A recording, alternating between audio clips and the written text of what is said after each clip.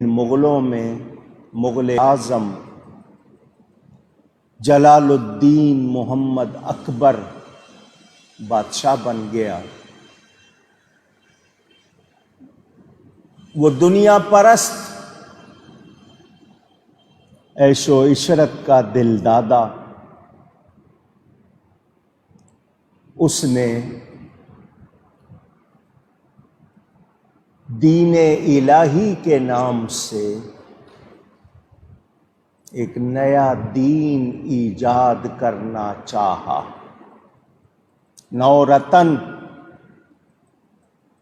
چھانٹ کے اس نے 9 دماغ اپنے ارد گرد جمع کیے تھے، جن کو 9 رتن کہا جاتا ہے۔ ابو الفضل اور فیضی جیسے، بیربل اور ملا دو پیازا جیسے لوگ۔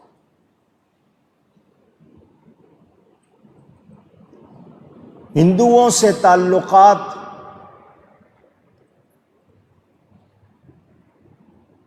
اس نے اس کی خاطر گاؤ کشی، گائے کا ذبح کرنا بند کر دیا۔ غلط نظریات کی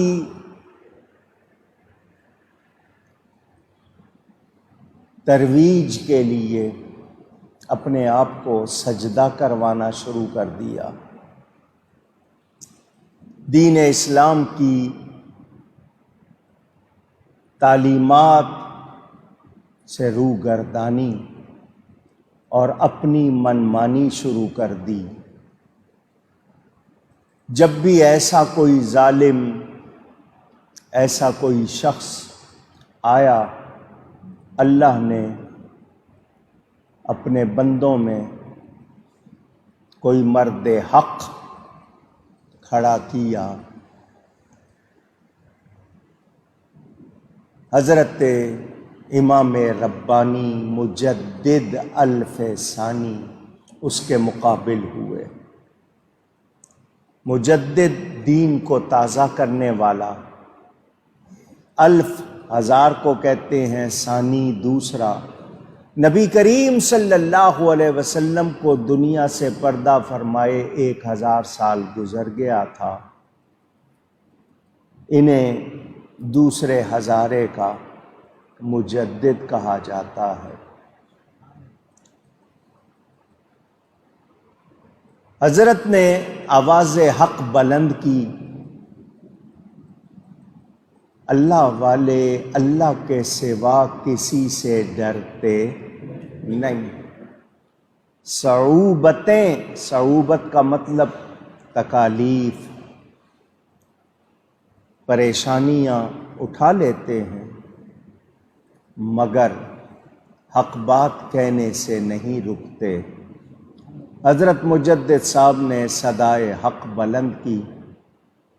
اکبر کا آخری وقت تھا، وہ مر گیا۔ اس کا بیٹا نور الدین محمد جہانگیر تخت نشین ہوا۔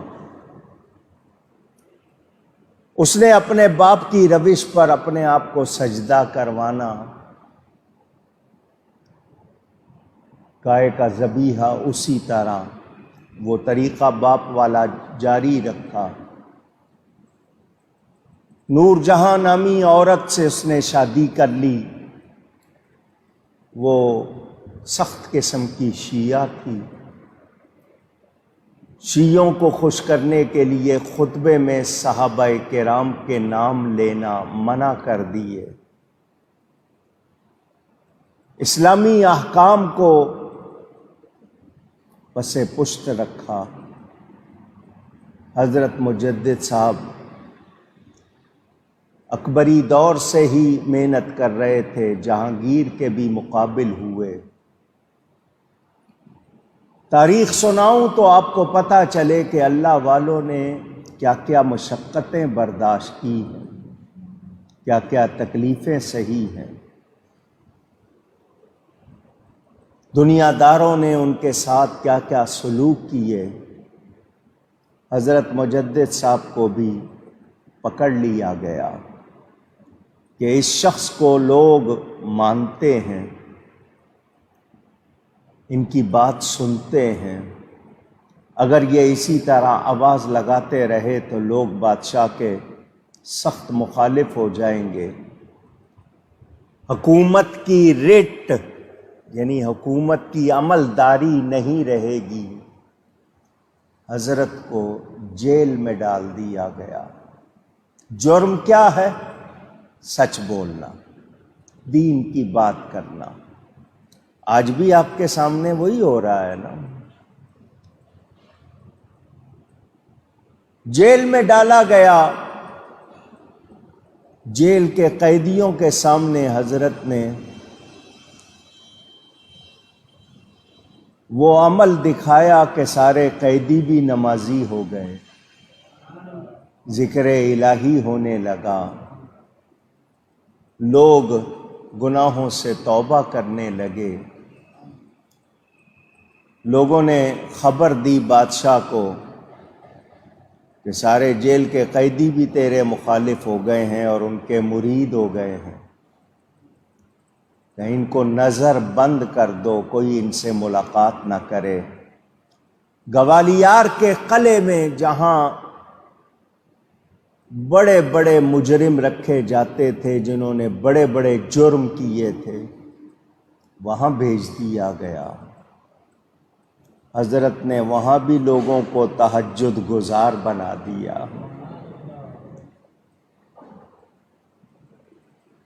جہانگیر کو مشکلات کا سامنا تھا، اللہ والوں کو بند کر دینے سے حق بند نہیں ہو جاتا۔ اس جہانگیر کے ساتھ وہ واقعات ہونے لگے کہ یہ پریشان ہو گیا۔ یہاں تک بتایا جاتا ہے کہ بستر پر لیٹتا تھا تو کوئی اس کو نیند میں بستر سے گرا دیتا تھا، یہ گھبرا جاتا، کوئی نظر نہیں آتا۔ ساتھیوں سے پوچھا تو کسی نے ہمت کر کے کہہ دیا کہ تو نے اللہ والے پر ظلم کیا ہے، ان کو بند کیا ہوا ہے، ان کو رہا کر۔ اس جہانگیر نے حضرت کو اپنے دربار میں بلایا۔ لوگوں نے کہا تجھے لوگ سجدہ کرتے ہیں، تو نے ان کو بلایا ہے، وہ سجدہ نہیں کریں گے۔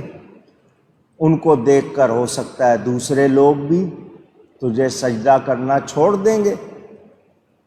اس نے کہا بڑا دروازہ بند کر دو، چھوٹی کھڑکی کھولو، لازمی ہے اس میں سے جھک کے داخل ہونا پڑے گا، سیدھے داخل نہیں ہو سکتے، میں اسی کو سجدہ سمجھ لوں گا۔ حضرت ایمانی بصیرت والے تھے، کھڑکی کھولی گئی، بڑا دروازہ بند رکھا گیا۔ اس کھڑکی میں جو بھی گزرے سر جھکا کر سمٹ کر حضرت نے پہلے پاؤں اندر داخل کیے۔ سر پہلے داخل کرنے کی بجائے پاؤں داخل کیے، اور سر جھکانے کی بجائے سر اٹھا کے داخل ہوئے۔ اس کی یہ اسکیم بھی ناکام ہو گئی۔ گفتگو میں کوئی حضرت کی باتوں کا جواب نہ دے سکا۔ جب دیکھا کہ بات نہیں بنتی ہے اور لوگ رائے عام لوگوں کی رائے بگڑنے لگی ہے، تو حضرت کی رہائی کا فیصلہ کیا۔ حضرت نے فرمایا میں اس وقت تک جیل سے باہر نہیں آؤں گا جب تک یہ اپنے آپ کو سجدہ کروانا بند نہیں کرے گا۔ گائے کا ذبیحہ پھر شروع کراؤ، خطبوں میں خلفائے راشدین کے نام اسی طرح لیے جائیں۔ جہانگیر کو یہ سب باتیں ماننی پڑی۔ علامہ اقبال بھی کہتے ہیں حاضر ہوا میں شیخ مجدد کی لحد پر۔ علامہ اقبال سفر کر کے سرہند گئے تھے حضرت کے مزار پر۔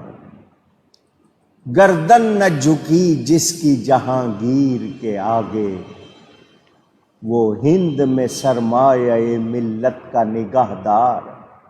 اللہ نے بر وقت کیا جس کو خبردار۔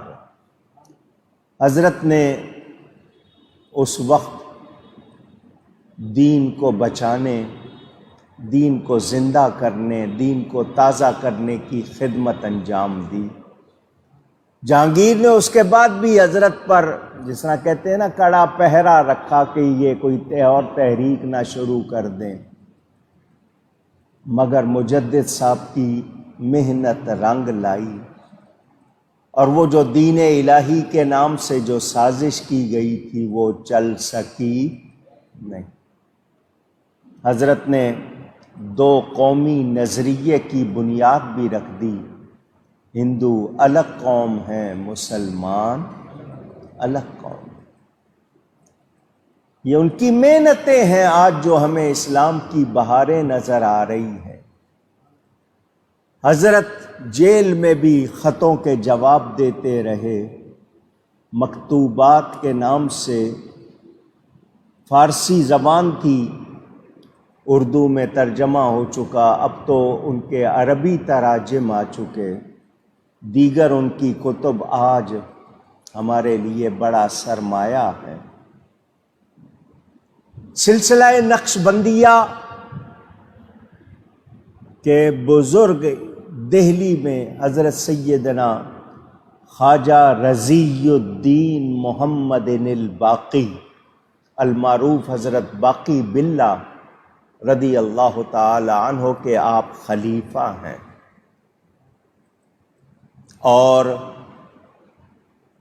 آپ سے نقش بندیہ کی ایک شاخ مجددیہ آپ کی نسبت سے چلی، نقش بندی مجددی، یہ ایک شاخ پورے پاکستان اور ہندوستان میں موجود ہے۔ میں بھی اسی سلسلے میں بیعت ہوں۔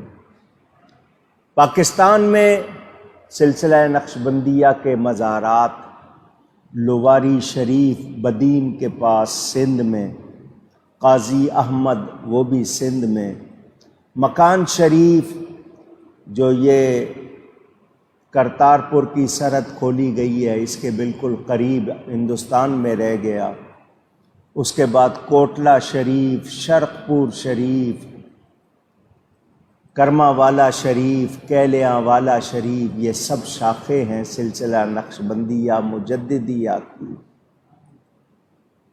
حضرت کی خدمات بہت زیادہ ہیں۔ یہ وہ ہستیاں ہیں جو ہماری محسن ہیں، ان کے کام آج بھی ہماری رہنمائی کر رہے ہیں۔ اہل سنت و جماعت کے لیے حضرت مجدد صاحب کی تحریروں میں، ان کی تعلیمات میں ہمیں وہ سرمایہ ملتا ہے،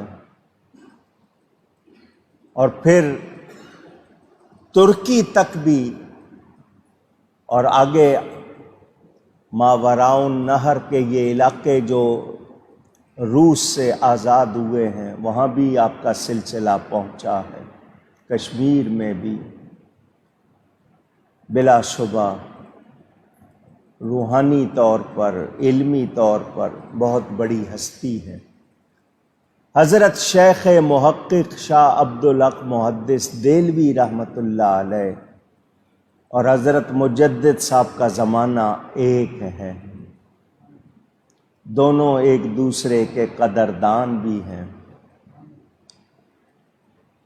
دین کے لیے ان ہستیوں نے تکلیفیں بھی اٹھائیں، محنت بھی کی، اللہ تعالی ان پر کروڑوں رحمتیں فرمائے۔ مزار شریف سرہند میں ہے، وہاں سنت کی پابندی آج بھی نظر آتی ہے۔ مزار شریف پر محفل ہو تو بھی جانے والوں نے دیکھا، اور وہاں پر آج بھی ہر طرح بہت زیادہ خیال رکھا جاتا ہے۔ عرس شریف کبھی میلے کی طرح نہیں ہوتا، ہمیں مجبوری ہے ہندوستان کی وجہ سے، ورنہ آسانی ہو تو لوگ واگا بارڈر سے سفر کر کے جا سکتے ہیں۔ حضرت سیدنا خواجہ غریب نواز نے محنت کی تھی ہندوستان میں، 95 لاکھ کافروں کو مسلمان کیا تھا۔